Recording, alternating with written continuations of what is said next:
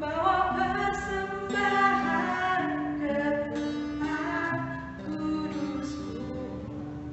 Pujian naikkan sembahku berikan bagimu Allah yang mulia. Kau layak aku, kau layak aku mengikuti dirimu.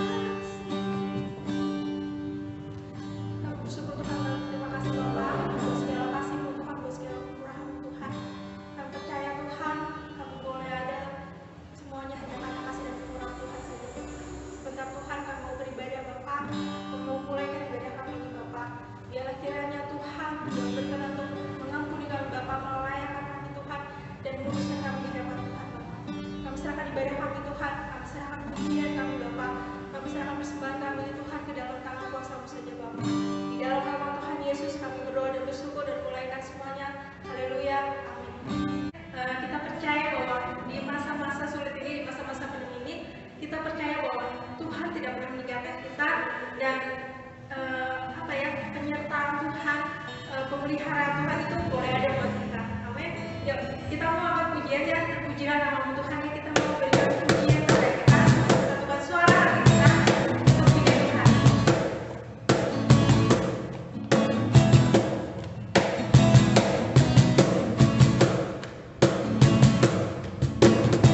Pujilah namamu Tuhan,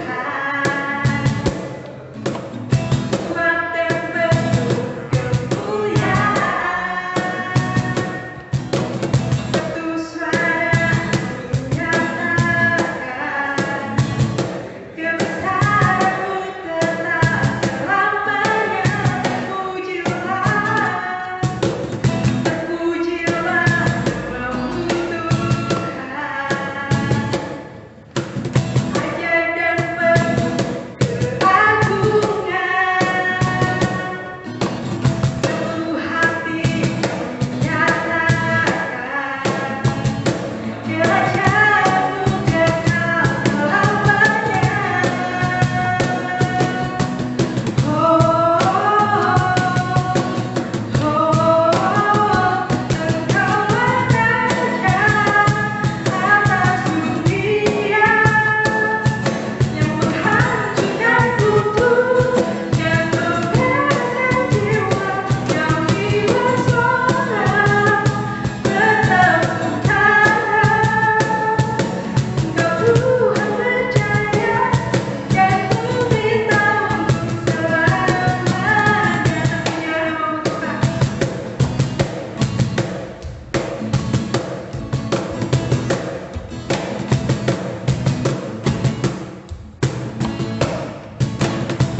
Pujilah namamu Tuhan,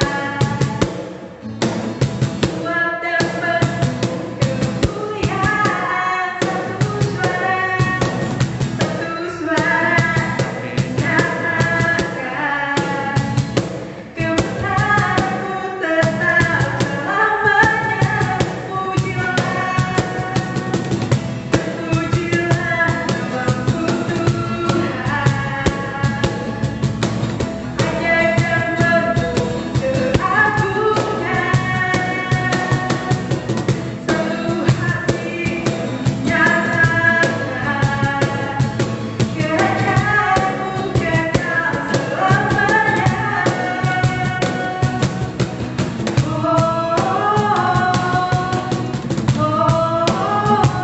Engkau berraja atas dunia, yang menghancurkan kutuk, yang membebaskan jiwa, yang bersorak bertepuk tangan. Engkau Tuhan berjaya, dan meminta untuk Engkau raja atas dunia, yang menghancurkan kutuk, dan membebaskan jiwa, yang bersorak bertepuk tangan. Engkau Tuhan berjaya, dan meminta untuk Engkau raja atas dunia, yang menghancurkan kutuk, yang membebaskan jiwa, yang bersorak bertepuk tangan. Engkau Tuhan berjaya, dan meminta untuk selamanya.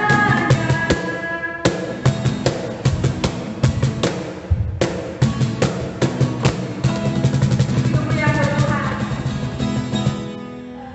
Kita mau mendengarkan firman Tuhan. Kita percaya bahwa Tuhan Yesus layak kita tinggikan, Tuhan Yesus layak kita puji, Tuhan Yesus layak menerima segala pujian, segala hormat, segala kemuliaan. Kita mau berikan pujian yang terbaik buat Tuhan.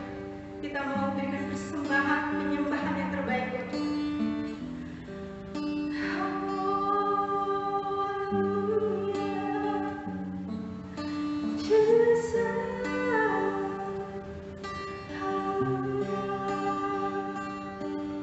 Hallelujah.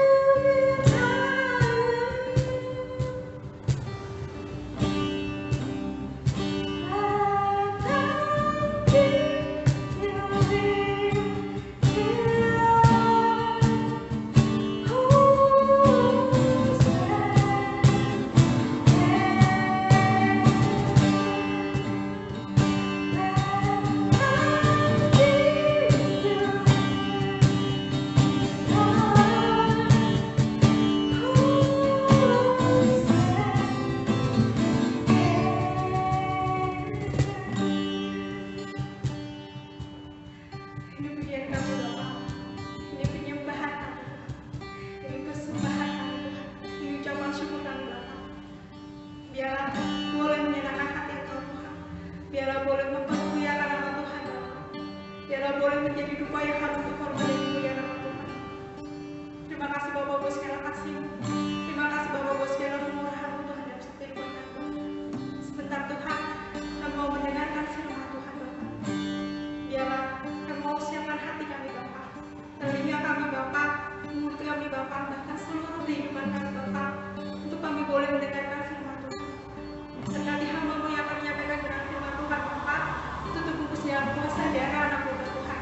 Dan biarlah apa yang menjadi kerinduan hati Tuhan Bapak boleh disampaikan Tuhan, boleh menjadi berkat, boleh menjadi kekuatan buat kami Bapak. Terima kasih Yesus, terima kasih Bapak. Kami berdoa, kami bersyukur, kami siapkan dan kami sambut firman Tuhan dengan ucapan syukur hanya di dalam nama Tuhan Yesus. Kami berdoa dan bersyukur, haleluya.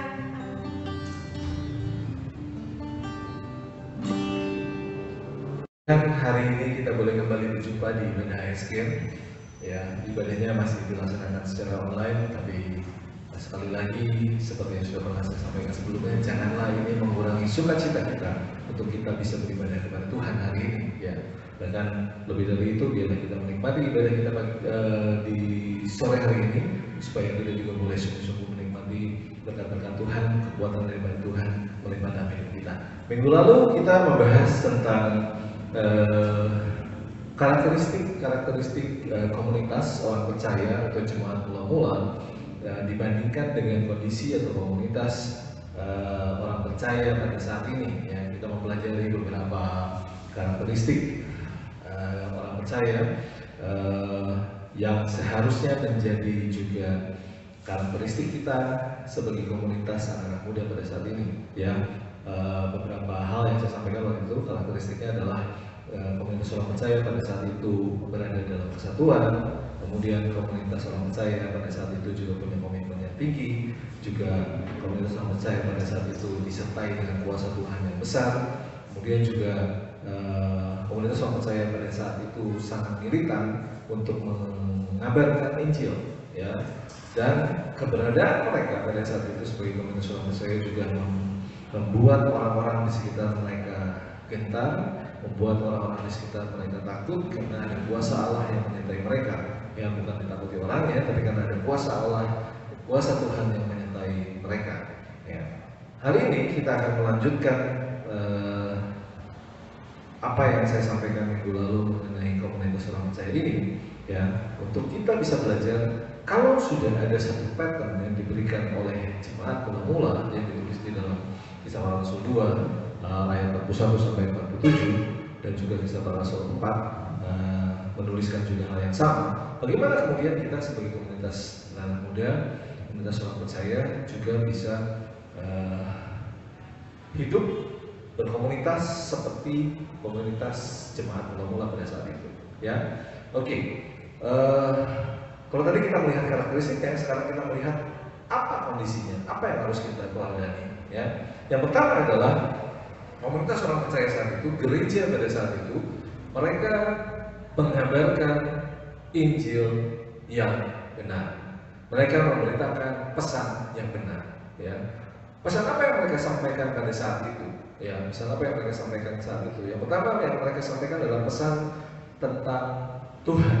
Ya, pesan tentang Tuhan yang mereka percayai, pesan tentang siapa Tuhan yang mereka percayai. Ya, di ayat 22 sampai ayat 37 dari Kisah Para Rasul pasal 2, ya, kita bisa melihat bahwa waktu itu Petrus berkhotbah, dan khotbah Petrus menjelaskan siapa itu Tuhan. Ya, khotbah Petrus menjelaskan Tuhan Yesus yang hadir di dunia sebagai Tuhan di dalam bentuk manusia, di dalam wujud manusia, ya, di dalam wujud daging yang bisa kita seperti kita pada saat ini. Ya, kemudian juga, tapi dia juga adalah Tuhan. Ya, tapi dia juga adalah Tuhan. Kemudian Petrus juga mengkonfirmasi tentang penyaliban Yesus, dan bukan hanya penyaliban Yesus, tapi juga Petrus mengabarkan tentang kebangkitan Kristus. Ya, kebangkitan Kristus. Ya. Jadi pesan mereka, khotbah yang dikhotbahkan di gereja pada saat itu, dia menceritakan tentang Yesus sebagai Tuhan dan secara lengkap dari mulai kedatangan Yesus ke dalam dunia, penyaliban Dia, kebangkitannya, dan apa maksud Tuhan hadir ke dalam dunia. Dan ini ditujukan kepada orang-orang yang belum percaya, ya, ke dalam orang-orang yang belum percaya. Jadi kalau kita lihat di Kisah Para Rasul 2 ayat yang 14, Petrus menyampaikan bahwa khotbah saya ini disampaikan kepada orang Yahudi, orang yang tinggal di Yerusalem, ya, orang yang tinggal di Yerusalem yang belum percaya kepada Tuhan. Ya. Kemudian lebih lanjut adalah yang pertama tadi menyampaikan tentang Tuhan, di mana Tuhannya adalah Tuhan Yesus, menyampaikan cerita lengkap atau kisah lengkap tentang Tuhan Yesus, apa tujuannya di dalam dunia ini. Kemudian apa yang mereka sampaikan, pesan yang mereka sampaikan bagi jemaat, bagi orang-orang yang belum percaya saat itu adalah kemudian pesan tentang dosa. Pesan tentang dosa, dan pesan ini adalah pesan yang jelas, sangat jelas tentang dosa. Itu mengekspos, mengungkapkan bagaimana dosa itu menghancurkan manusia. Kemudian pesannya adalah memperingatkan bahwa kita semua orang berdosa, ya, kita harus bertobat dari segala dosa kita. Di ayat 40 Kisah Rasul 2 ini menyampaikan, dikatakan, berilah dirimu diselamatkan dari angkatan yang jahat ini. Petrus menekankan pesan perlunya untuk berubah, bertobat dari dosa-dosa, ya. Tidak ada pesan-pesan yang abu-abu, tidak ada pesan-pesan yang berkompromi dengan dosa. Ketika dosa disampaikan bahwa itu adalah dosa, ya. Ketika disampaikan itu dosa, itu adalah dosa. Ayat 23 menyampaikan maksud Tuhan bahwa hadir di dalam dunia itu adalah untuk menebus dosa-dosa manusia. Bahkan dikatakan di ayat 23, manusia yang justru menyalibkan dan membunuh Tuhan, ya. Kemudian di ayat 26 juga disampaikan bahwa kita manusia yang berdosa ini perlu bertobat, ya. Tadi menyampaikan tentang Tuhan, sekarang disampaikan bahwa kita manusia berdosa perlu bertobat. Yang ketiga adalah pesan yang disampaikan adalah menyampaikan tentang keselamatan, ya. Dan menyampaikan tentang keselamatan ini pesannya tidak neko-neko, tapi pesannya langsung straight to the point bahwa keselamatan hanya ada di dalam Kristus, dan bukan karena apa yang kita lakukan, bukan karena kebiasaan-kebiasaan agamawi yang kita lakukan, bukan karena aktivitas-aktivitas agamawi yang kita lakukan, tetapi seperti apa yang disampaikan di Efesus 2 ayat ke-8 sampai ke-9, bahwa keselamatan yang kita peroleh itu murni adalah kasih karunia Tuhan, ya. Efesus 2 ayat 8, sebab karena kasih karunia kamu diselamatkan oleh iman, itu bukan hasil usahamu tapi pemberian Allah, itu bukan hasil pekerjaanmu, jangan ada orang yang memegahkan diri, ya.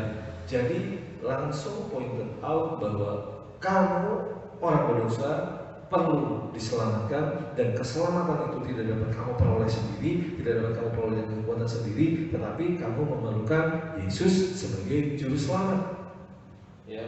Yesus menjadi satu hal yang final dan hanya solusi tunggal untuk seluruh urusan dosa, ya. Jadi apa yang disampaikan betul-betul crystal clear, betul-betul jelas kepada orang-orang yang belum percaya pada saat itu, bahwa kalau kamu memerlukan keselamatan itu hanya ada di dalam Yesus, ya, hanya di dalam Yesus, ya. Yohanes 14 ayat 6 katakan, kata Yesus kepadanya, akulah jalan kebenaran dan hidup, tidak ada seorang pun yang datang kepada Bapa kalau tidak melalui aku. Itu yang mereka beritakan. Mereka beritakan kepada semua orang yang hadir, yang ada di sekitar mereka pada saat itu, dengan segala kelas sosial mereka, dengan segala suku mereka, dengan segala keberadaan dosa mereka. Ada yang berdosa ini, ada yang berdosa itu, semuanya pesannya sama, message-nya sama, bahwa supaya semua orang bertobat dan percaya kepada Injil keselamatan. Itulah berita yang disampaikan di komunitas orang percaya atau di gereja mula-mula pada saat itu. Jadi beritanya tidak neko-neko, tidak hanya urusan berkat dan berkat, tidak hanya urusan mujizat dan mujizat, tidak hanya urusan-urusan yang menyenangkan, tapi mereka straight to the point bahwa berita di dalam komunitas saat itu, pemberitaan firman yang disampaikan adalah tentang Yesus, tentang kita manusia berdosa, kita memerlukan keselamatan dari Yesus Kristus. Yang kedua, gereja atau komunitas orang percaya pada saat itu dibuat untuk orang-orang yang tepat. Ya, untuk orang-orang yang tepat. Balik lagi ke Kisah Para Rasul pasal kedua, ya, di ayat yang ke-37, ya, perhatikan ada satu peristiwa penting. Setelah mendengar khotbah Petrus, orang-orang yang mendengar tentang apa yang Petrus katakan, mereka bertanya di ayat 37. Ketika mereka mendengar hal itu, hati mereka sangat terharu, lalu mereka bertanya kepada Petrus dan rasul-rasul yang lain, apakah yang harus kami perbuat, saudara-saudara? Jawab Petrus kepada mereka, bertobatlah dan hendaklah kamu masing-masing memberi dirimu dibaptis dalam nama Yesus Kristus untuk pengampunan dosa. Ya. Jadi orang-orang yang ada dan kemudian menjadi bagian di dalam komunitas orang percaya saat itu adalah orang-orang yang tadinya belum percaya, tetapi menerima kabar keselamatan, kemudian mereka lahir baru dan kemudian menjadi orang-orang yang sudah diselamatkan. Ya, mereka bukan hanya fokus kepada penambahan jumlah, tetapi mereka meyakinkan bahwa orang-orang yang masuk ke dalam komunitas mereka adalah orang-orang yang sudah diselamatkan. Ada banyak hal-hal yang salah pada saat itu dilakukan oleh komunitas atau gereja, komunitas orang percaya, bahwa mereka hanya ingin menambah jumlah. Ya, fokus mereka hanya adalah angka, jumlah, tanpa memastikan bahwa orang-orang yang masuk itu adalah orang-orang yang sudah mendengar kabar keselamatan dan sudah dipastikan menerima Yesus Kristus sebagai Tuhan dan Juru Selamat, memastikan bahwa mereka menerima anugerah keselamatan itu. Ya, itu yang pertama. Jadi mereka memastikan bahwa anggota dari komunitas orang percaya pada saat itu adalah betul-betul orang-orang yang sudah percaya, orang-orang yang sudah diselamatkan. Ya, kemudian bukan saja orang-orang yang sudah diselamatkan, di ayat 42 dikatakan mereka bertekun dalam pengajaran rasul-rasul dan dalam persekutuan, dan mereka selalu berkumpul untuk memecahkan roti dan berdoa. Ada sebuah perubahan. Tadinya belum percaya, kemudian percaya, dan bukan cuma itu, mereka menjadi orang-orang yang berubah. Seperti yang disampaikan di dalam 2 Korintus 5 ayat 17 bahwa kamu semua adalah ciptaan baru. Yang lama sudah berlalu, sungguhnya yang baru sudah datang. Ya, mereka hidup di dalam sebuah kebiasaan baru. Mereka hidup di dalam kebiasaan bertekun dalam pengajaran, persekutuan, berkumpul bersama-sama dan berdoa. Ada sebuah perubahan hidup, ada sebuah perbedaan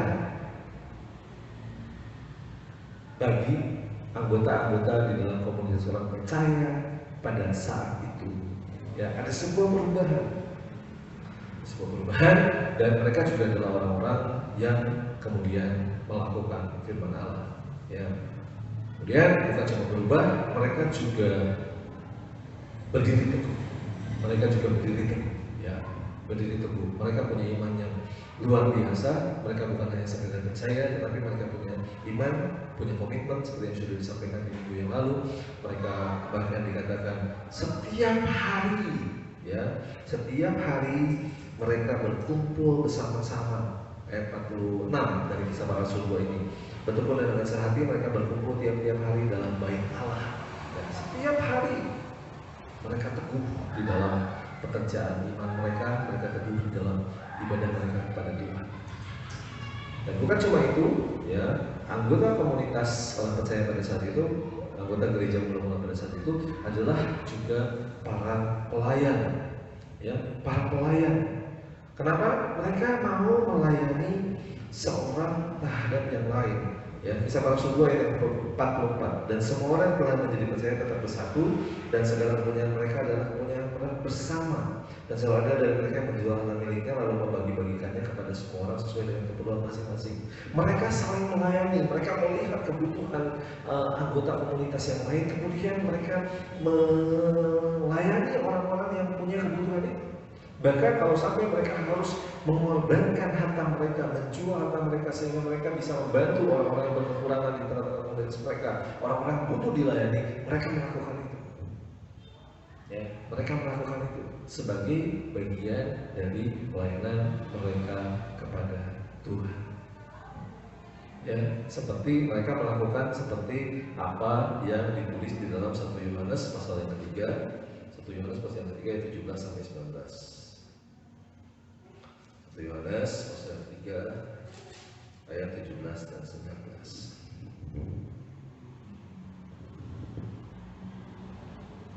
Ayat 17 sampai 19 ya.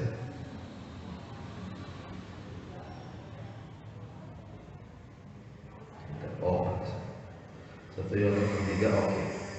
Ayat 17 sampai 19. Barang siapa mempunyai harta duniawi dan melihat saudaranya menderita kekurangan tapi menutup pintu hatinya terhadap saudaranya itu, bagaimanakah kasih Allah tetap ada di dalam, dapat tetap di dalam dirinya? Anak-anakku, marilah kita mengasihi bukan dengan perkataan atau dengan lidah, tapi dengan perbuatan dan dalam kebenaran. Demikianlah kita ketahui bahwa kita berasal dari kebenaran, dan demikian pula kita boleh menenangkan hati kita di hadapan Allah. Mereka melakukan sebuah aksi di dalam untuk melayani. Untuk melayani, bukan hanya sekedar berkata-kata, tapi mereka melihat apa kebutuhan saudara-saudaranya, kemudian mereka melayani mereka. Ya, jadi yang pertama tadi pesannya, pesan di dalam yang dikabarkan di dalam komunitas orang saya, kemudian orang-orangnya seperti apa, dan yang terakhir, yang ketiga adalah gerejanya pada saat itu mengikuti melakukan program yang tepat. Ada banyak komunitas orang percaya, ada banyak gereja saat ini mereka melakukan hal-hal yang kurang efektif atau kurang membangun komunitas mereka. Tapi kalau kita mengambil contoh dari komunitas orang percaya pada saat itu, maka kita melihat apa yang sebenarnya harusnya dilakukan. Yang pertama adalah mereka menyembah Tuhan bersama, beribadah kepada Tuhan bersama sebagai sebuah keluarga. Ya. Secara rutin, tadi juga sudah disampaikan, secara rutin gereja pada saat itu, komunitas percaya pada saat itu mereka bertemu dari hari ke hari, dikatakan setiap hari mereka bertemu untuk berdoa, menyembah Tuhan, beribadah kepada Tuhan. Yang mereka memiliki tujuan yang sama di dalam perjalanan iman mereka, ya. Mereka punya tujuan yang sama. Jadi mudah sekali untuk mereka kemudian berkumpul, beribadah, berdoa, memuji Tuhan bersama-sama. Ya. Persekutuan menjadi hal yang utama, ya. Bukan hal-hal yang lain, ya. Bukan hal yang lain, tapi persekutuan dengan sesama anggota komunitas menjadi hal yang utama, menyembah Tuhan bersama. Itu menjadi hal yang utama pada saat itu, bukan hal-hal yang lain. Kemudian bukan hanya berkumpul, mereka juga kemudian melakukan pekerjaannya bersama-sama sebagai sebuah tim. Ya, ada persatuan, jadi mereka melakukan apapun, mereka melakukannya di dalam sebuah tim. Dalam sebuah tim artinya ada kerjasama di dalamnya. Ya, ada kerjasama di dalamnya, mereka bekerja bersama-sama untuk mencapai tujuan komunitas, tujuan yang sama. Kemudian mereka juga bekerja untuk manfaat dari kelompok mereka. Tidak ada yang kemudian di dalam komunitas hanya diam dan tidak melakukan apa-apa, hanya diam dan tidak berdampak bagi komunitasnya. Tapi semuanya anggota komunitas, anggota gereja pada saat itu memahami fungsi dan tujuan mereka, memahami panggilan mereka untuk kemudian mengambil bagian sebagai tim untuk bekerja bersama-sama di dalam komunitas. Bukan hanya sebagai tim, tadi yang pertama sebagai keluarga, sebagai tim, mereka juga sebagai teman, ya, sebagai teman. Mereka membangun pertemanan, mereka membangun pertemanan. Apa yang mereka suka adalah persekutuan bersama-sama, memecahkan roti bersama-sama, kesatuan hati, ya. Itu yang mereka suka. Itu yang mereka suka. Ya. Jadi Filipi 1 ayat yang ke-27, saya baca buat teman-teman semua.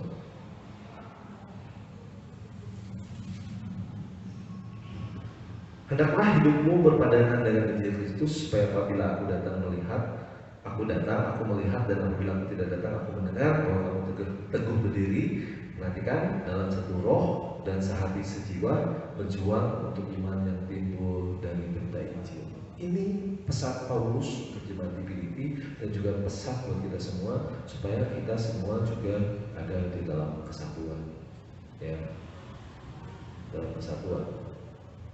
Nah, yang terakhir, ya, tadi ada persekutuan di poin yang ketiga. Yang terakhir adalah kemudian gereja pada saat itu taat, tunduk, mematuhi Allah yang benar. Allah yang benar. Allah yang benar yang mana sih? Ya, Kisah Para Rasul pasal 2 mencatat di ayat 41,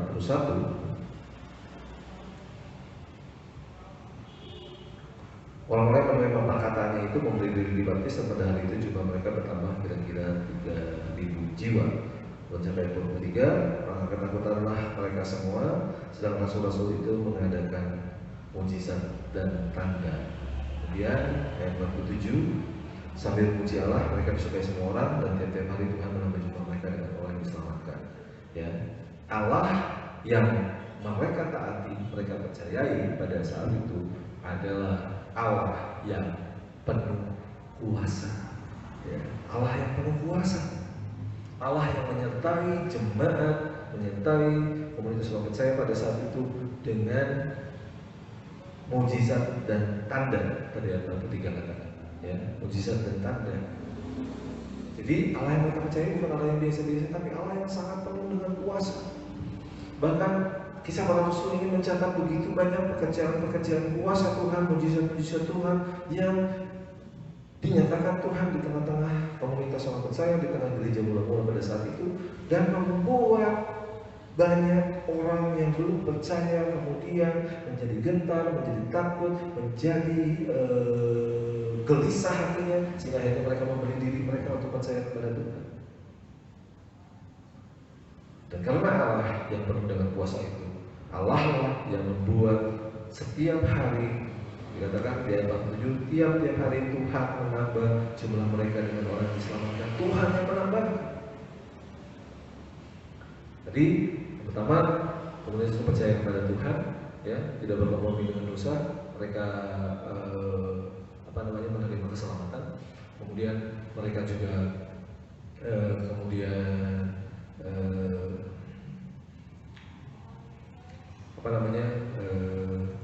menjadi orang-orang yang berubah, orang-orang yang percaya, orang-orang yang memiliki kehidupan yang baru, hidup sebagai ciptaan yang baru. Kemudian mereka juga secara komunitas melakukan program yang tepat, ya, program yang tepat. Mereka bersekutu, ya, menjalankan persekutuan, kemudian juga dan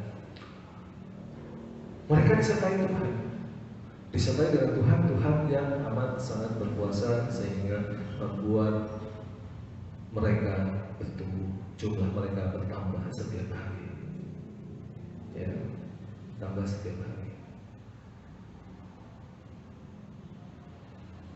Pertanyaannya buat kita saat ini adalah, yang pertama, sebagai bagian dari komunitas di HSN ini, apakah kita sudah menjadi orang-orang yang diselamatkan, orang-orang yang sudah menerima anugerah keselamatan dari Tuhan Yesus, dari pengorbanan Yesus di atas kayu salib, dari kebangkitan Yesus atas kematian?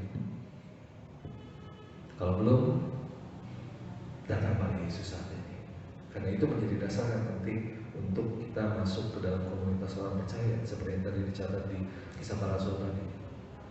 Datang, akui Yesus sebagai Tuhan dan Juru Selamat, terima anugerah keselamatan di dalam Yesus,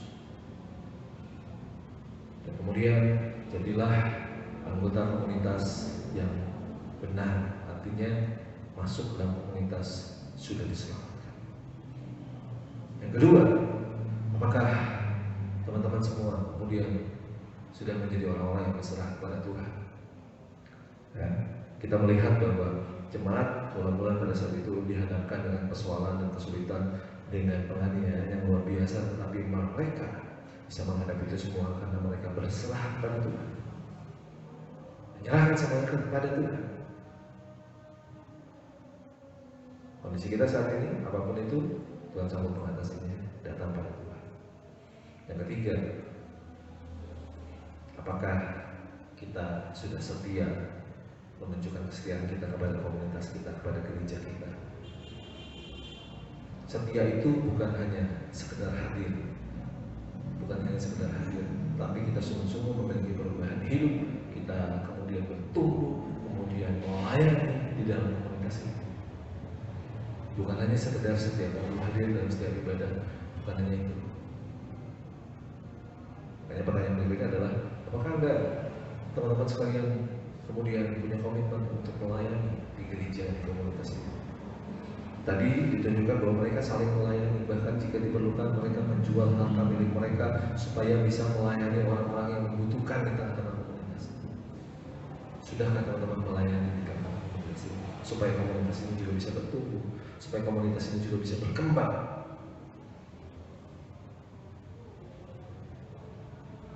Kemudian, sudah kita sungguh-sungguh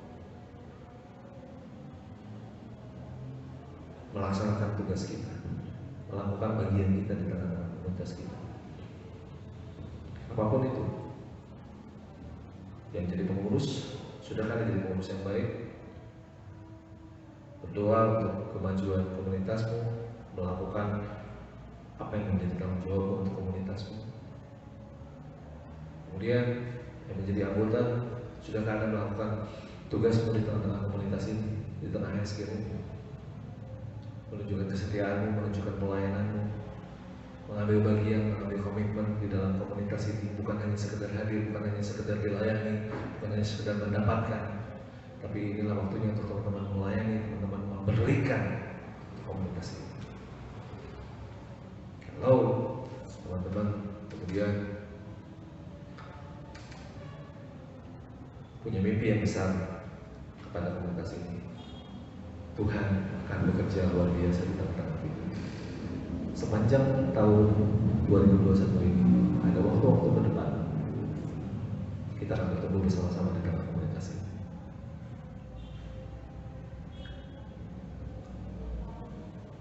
Ada ibadah online, teman-teman hadir. Ada ibadah offline, teman-teman hadir. Di tengah-tengah sosial media, kita saling berkomunikasi, teman-teman ikut berkomunikasi. Semuanya menunjukkan kontribusinya untuk komunitas ini. Saya percaya kalau teman-teman melakukan itu semua, apa yang ditulis dalam Alkitab menjadi ciri-ciri hidup jemaat mula-mula, itu juga akan menjadi di tengah-tengah komunitas kita. Dan ketika itu terjadi, maka komunitas kita akan menjadi dampak yang luar biasa buat sekeliling kita. Terima kasih. Tuhan Yesus memberkati kita semua. Mari kita berdoa. Kami bersyukur kepada Tuhan, sore hari ini kami boleh kembali belajar bagian yang kedua dari menjadi komunitas orang percaya. Bagaimana kami harus bertindak, bagaimana kami harus berlaku, bagaimana kami harus mengambil sikap kami di tengah-tengah komunitas ini supaya kami menjadi orang-orang yang berdampak di tengah komunitas kami, dan lebih dari itu komunitas kami juga boleh menjadi komunitas yang berdampak buat orang-orang yang belum mengenal Tuhan di sekeliling kami. Bekerjalah Tuhan, menerangkan firman yang sudah disampaikan sore hari ini, dan Roh Kudus membantu dari jauh, dan Roh Kudus juga memberikan kekuatan untuk kami melakukan firman yang sudah kami dengar. Saya percaya Tuhan punya mimpi besar di tengah komunitas kami, dan biarlah kami anggota komunitas ASG ini mengambil bagian dan tanggung jawab kami untuk kami juga menjadi orang-orang yang melaksanakan, melakukan kehendak Allah bagi komunitas kami. Terima kasih untuk semuanya Tuhan. Kami berdoa untuk teman-teman kami yang mengikuti ibadah pada sore hari ini, ibadah secara online, mereka yang mengikuti live streaming di rumah, biarlah mereka juga diberkati, dilimpahkan berkat Tuhan, dilawati Tuhan, sehingga mereka juga punya kekuatan yang luar biasa untuk boleh melayani Tuhan di tengah-tengah komunitas kami. rekan-rekan kami yang belum bisa mengikuti ibadah pada sore hari ini, biarlah mereka juga dengan rekaman, ada rekaman dari live streaming ini, waktu-waktu yang akan datang mereka juga boleh berbagian, melihat, mendengar, memperhatikan, dan melaksanakan apa yang disampaikan sore hari ini. Mereka yang masih belum mau beribadah bersama-sama dengan kami terus berdoa kiranya Tuhan terus menjamah hati mereka, supaya mereka juga ketika kami undang, kami ajak, boleh mau untuk beribadah bersama-sama dengan kami. Terima kasih Tuhan. Rekan-rekan kami yang sakit pada saat ini, kami berdoa di dalam nama Yesus, kiranya Tuhan memberikan kesembuhan, bila-bila menjamah mereka semua Tuhan. Di dalam segala sakit penyakit mereka Tuhan, yang terpapar COVID-19 juga kami berdoa di dalam nama Yesus, di dalam Tuhan Tuhan, kesembuhan kiranya menjadi bagian dari mereka. Terima kasih untuk semuanya Tuhan. Dalam nama Yesus kami sudah berdoa dan mengucap syukur. Haleluya. Amin.